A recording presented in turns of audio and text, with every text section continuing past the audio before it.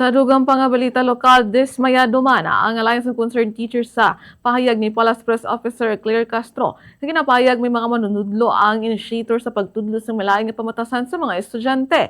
Sa interview sa Bombo Radio Rojas kay Ruby Bernardo, National Chairperson ng Alliance of Concerned Teachers, iya gipahayag nga magkahalita sa moral sa mga manunudlo ang kaangay nga pahayag ilabi na sa tunga sa sunod-sunod nga insidente sa kalakasan sa mga buluthuana. Sunod kay Bernardo, hindi patas nga ipatungod sa mga manunudlo ang batasan sa pila ka mga estudyante bangod mayon nga katungdanan sa manunudlo among pagtudlo, paggiya kag paghulma sa mga pamatan-on.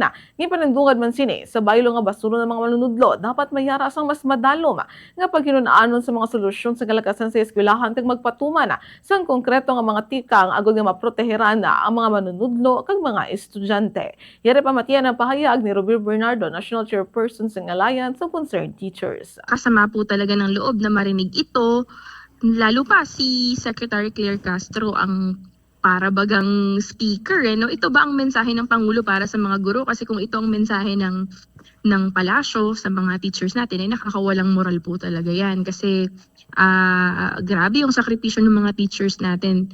Ang pinag-uusapan dito, very sensitive at very complex, di ba? Hindi dapat na isisi ito sa mga guro na napakadaling gawin for them na hindi pag-usapan, halimbawa yung violence, gun ownership, itong learning crisis at iba pa.